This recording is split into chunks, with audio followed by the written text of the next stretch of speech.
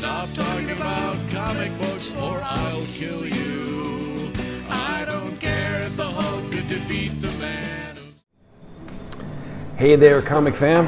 It's me, Bullseye Bob. Welcome to another edition of Having Comics with Your Coffee, with my coffee, with our coffee. And of course, you can always find this on the Everything Comics channel. Welcome. It's a balmy Saturday morning here in Portland. Of course, it's raining outside, but got my coffee.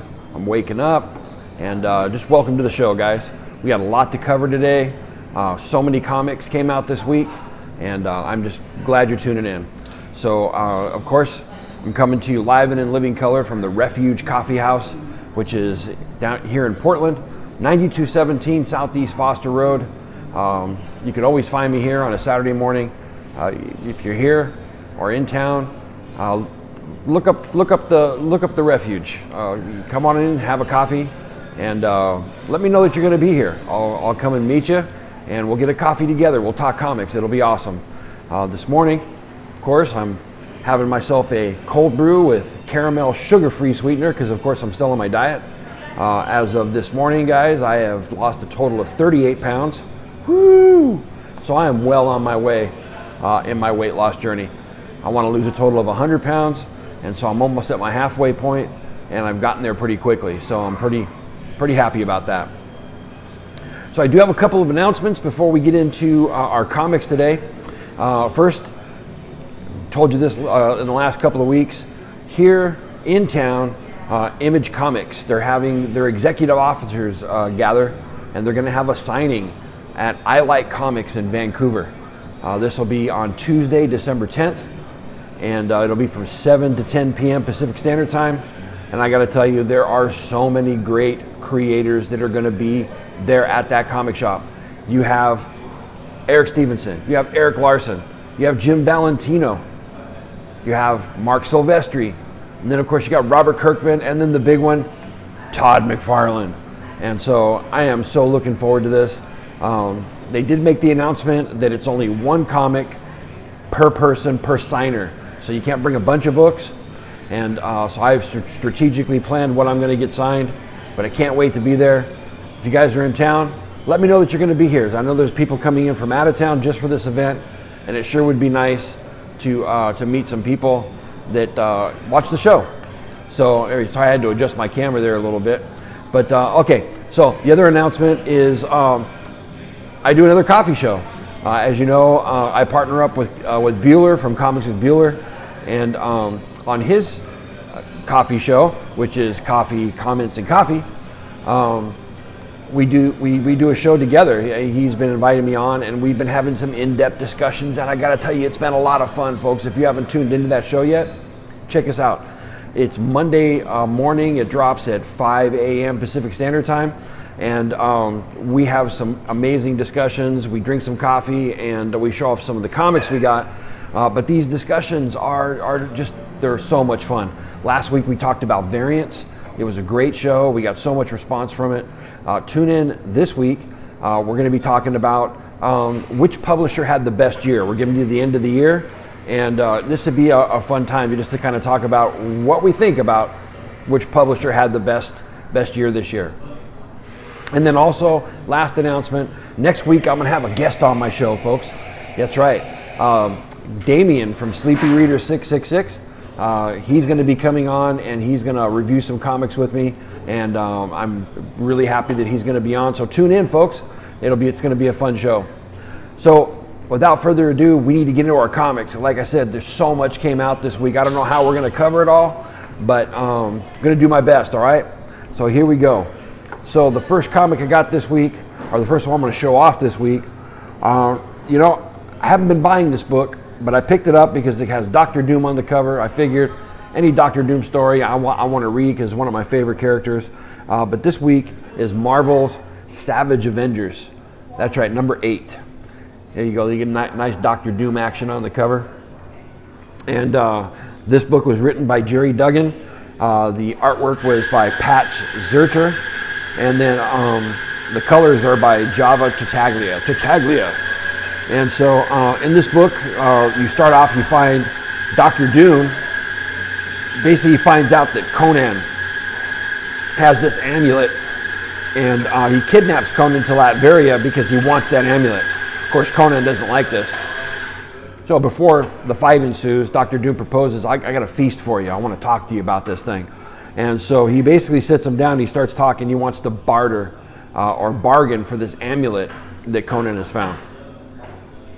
And then it cuts to Doctor Strange, and Doctor Strange can feel this amulet. He knows where it's at, and he wants to get to Latveria before they do something bad, because this amulet, I guess, is pretty powerful. So he goes there, and in the midst of this negotiation, Doctor Strange comes up and says, basically, you can't use that thing. It's just as powerful as the Eye of Agamotto. And I thought that was kind of cool. You know, it's a callback to, you know, some powerful artifacts in the Marvel Universe. And so basically, Doctor Strange says, you cannot mess with this thing. And he opens a portal, and he wants to take them to ancient Egypt to kind of show them where this power emanated from, or where it began. And as they step through this portal, Conan goes off, and he starts going at people like, I'm not afraid of this, I'm not afraid of that, and he starts taking people down. And I gotta tell you, it was so comical to watch Doctor Strange and Doctor Doom watch Conan go off. Now, I gotta tell you, I am not a Conan fan. I have never understood him being in the Marvel Universe. Of course, my hero, Roy Thomas, he brought Conan into the Marvel Universe, but never been a fan of him like being a character with mainstream superhero characters. It just never made sense to me. But this was funny, folks. The writing on this was so much fun, just to watch their reactions to him.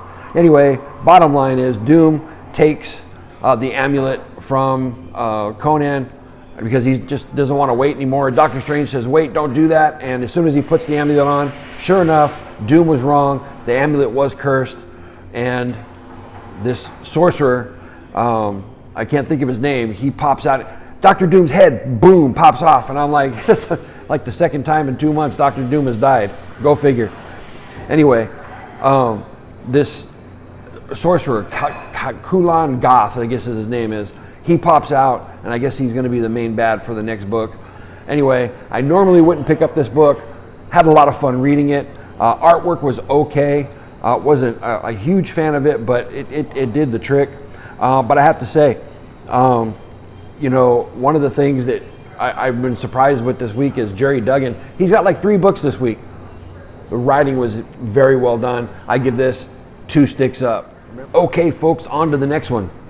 So the next one we have Batman number 84, The City of Bane. This would be the 10th installment of this story. And the last one, the next one is the last one, folks. Tom King's run on Batman is ending. And so here we are. Last issue, I really liked. We had an emotional issue of Batman dealing with the death of Alfred. And it all came down to the end of the book. You knew he was going to have a confrontation with his dad, Thomas Wayne. So I'm waiting for this book, because this you know, the showdown's going to happen, and so wanted to see this confrontation. And so, beginning of this book, bam, starts with a punch. Thomas Wayne socks Batman, knocking him across the room. And then from there, it goes into these flashbacks. And I mean, the whole book is nothing but flashbacks.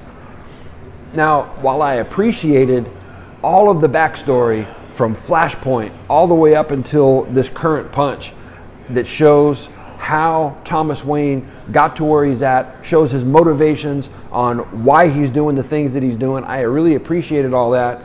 I mean, you took this moment where this showdown is supposed to happen, this confrontation is supposed to happen, you throw one punch, and then the whole book is this backstory until the last page, when you're back to the punch again. And he's basically telling Batman, don't get back up, I want you to quit what you're doing. And then you see Batman starting to get back up, and that's the last page of the book. That's it, until next story. And so the confrontation that I'm waiting for ain't gonna happen until the next book, folks. I don't know. I appreciated that backstory, but really, when it came down to it, it took away from, you know, the main part of the story that I was looking for. I didn't like it as a vehicle. And again, like I said, I did appreciate what he was doing, but for me, it just didn't work. And so because of that, I have to give this book 2 sticks down. All right, on to the next one. Here we go. You got DC Comics, New Year's Evil. You know, I got to tell you folks, I didn't know if I was going to like this book. It reminds me of one of the old annuals, the way they used to set up the annuals, where it's more of an anthology than it is a full story. And I got to tell you, I had fun reading this book.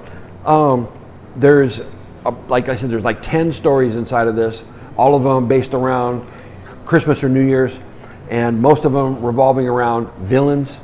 And you know, there's a story with Black Adam. The story with Black Adam, he meets Santa Claus, and it's not what you think. It's not like this campy, happy-go-lucky story. It's amazing. I mean, worth its weight in gold just for the cover price of this book, that Black Adam story. But that's not it. Besides the Black Adam story, there's a pretty amazing story with Sinestro. There's one with the Prankster that was written by Kurt Busiek.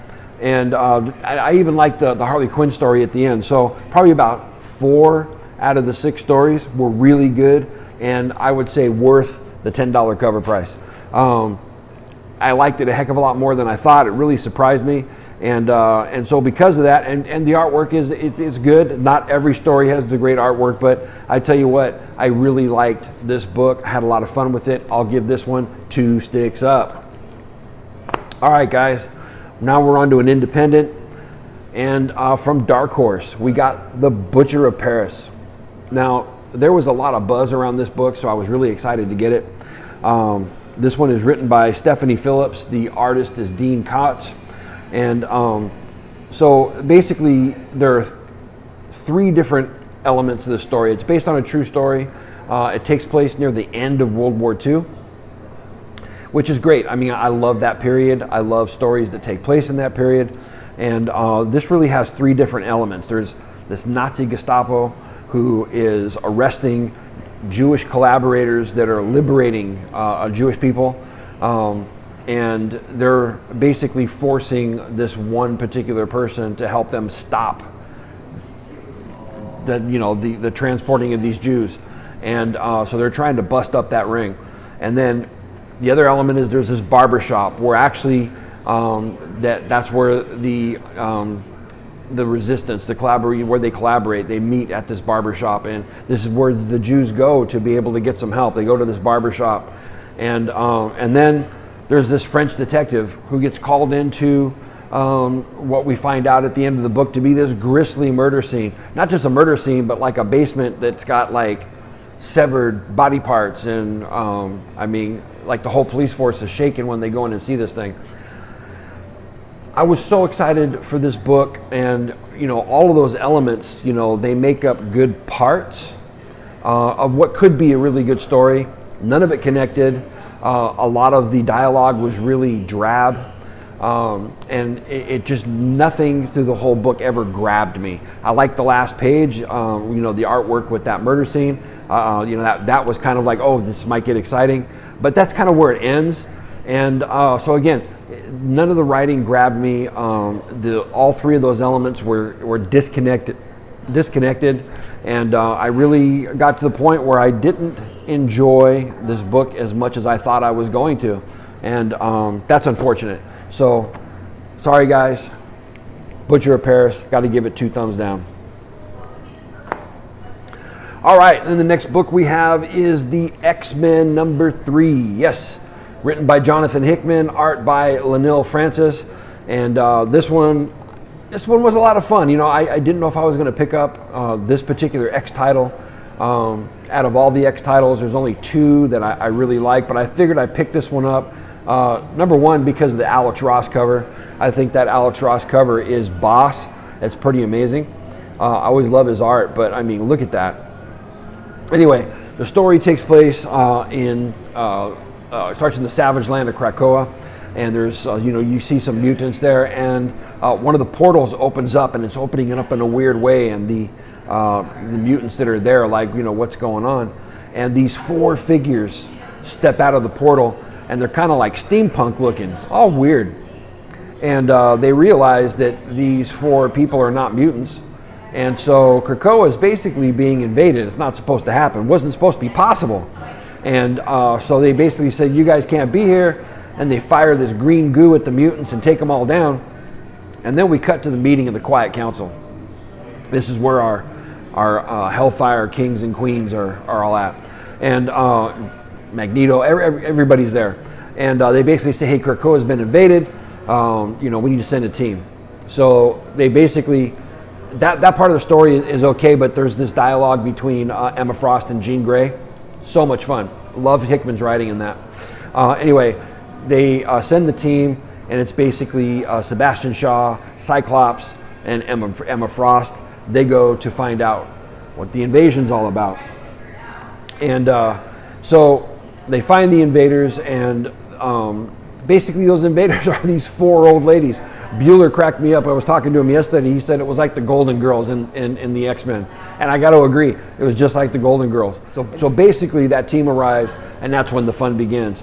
They basically said, you guys are invading, and Sebastian Shaw tries to do his smooth talking. They take Sebastian Shaw down in the funniest way. Cyclops hits him with the beams, and then one of the old ladies acts like he broke her hip, and so he goes to try to help her, and they take Cyclops down too. It was a lot of fun writing inside of that. Anyway, you find out that these 4 are these ladies called the horticultures. So funny, the horticultures. And they're basically 4 scientists. One's a botanist, one's a biologist. I forget what the other 2 are, but basically they've been using plants to plot the demise of the human race because humans are killing the earth. Great political, for our time and our climate, great story about that particular subject. Anyway, so what ends up happening is they have come to Krakoa to basically take some of the flowers, the flora and the fauna, because Krakoa has put basically a monkey wrench in their plan. They weren't expecting this living island to pop up, and it kind of puts a dent in their plans on what they're going to do for taking out the earth. And so they invade Krakoa, take some of the flowers, and they basically say, once we figure out how Krakoa works, we're going to control that too. And you can't do nothing about it. Boom, off they go. So basically they take down the mutants who were there to stop them, and it was pretty great. I mean, it was a lot of fun, folks. Jonathan Hickman is a great writer. I had a lot of fun reading this book. I liked these new characters, these horticultures. It really was like reading the Golden Girls, and the levity inside of the comic levity was great. I just absolutely loved it. And so the artwork was meh, but the writing was awesome. And because of that, 2 sticks up, folks. Whew, having a hard time talking this morning. Still trying to wake up. Got to drink some more of my coffee. Bob needs some help, folks.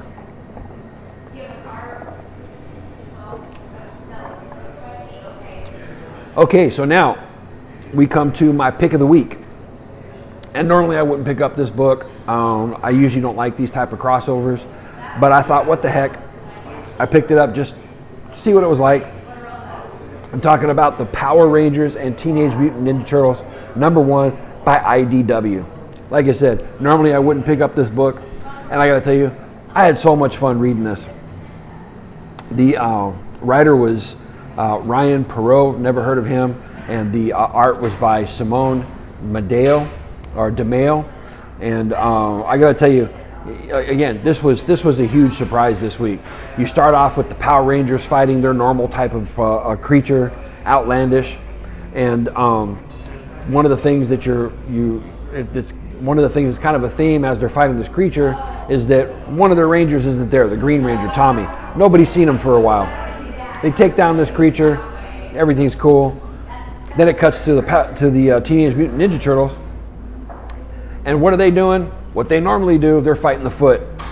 But in the midst of this fight, there's a new foot soldier, and he's got long hair, and he's giving the Turtles a run for their money. And it was kind of cool. And then as the Turtles start to kind of win, he throws down the old ninja smoke, and boom, they leave. And they're like, who is this guy? It kind of gives an upgrade to the Foot. and so they want to go track him down. Then you cut back to the Rangers, and they have, you know, their normal discussions outside of the uniforms about where Tommy is, where he could be, how come he hasn't shown up, and they figured that the first time he morphs, they'll know exactly where he's at, so they're not too worried about it. Then you cut back to the Turtles, who are trying to find this long-haired guy, and they've been tracking him, and they finally find him. And what you find out is this long-haired ninja guy is actually Tommy, the Green Ranger. And so, boom, fight ensues. They start attacking him. They go at each other, and they get him to a place to where he's kind of backed into a corner, and he morphs into the Green Ranger. And as soon as that happens, of course, all the other Rangers figure out where he's at. They transport to where Tommy's at, and there you have it. The Mutant Ninja Turtles, Power Rangers, and bam, they start going at each other.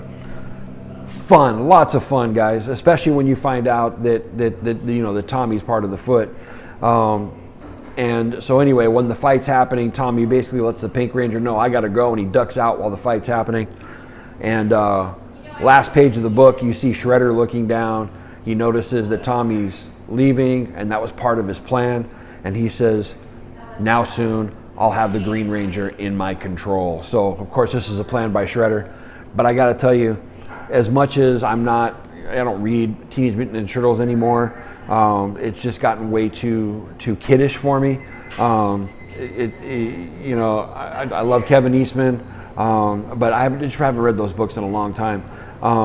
Anyway, and I don't ever buy a Power Rangers book, but I got to tell you, I had so much fun reading this book. It was a lot of fun. And yeah, my pick of the week, folks. If you haven't read any of these books for a long time, this is a really fun read. It's the stuff that I love about comic books. Anyway, pick this one up. So those are my reviews, folks. Of course, I do have. I've read a lot of other books this week. There are so many books that came out, and so I'm just going to kind of go over the rest of my picks, so you can kind of see all the other stuff that I read.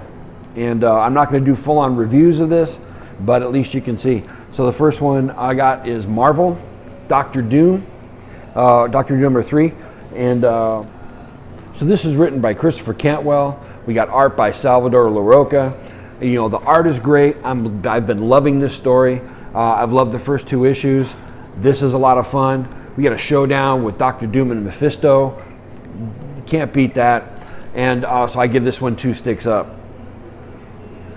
Then you got Dead Eyes number 3. Love this.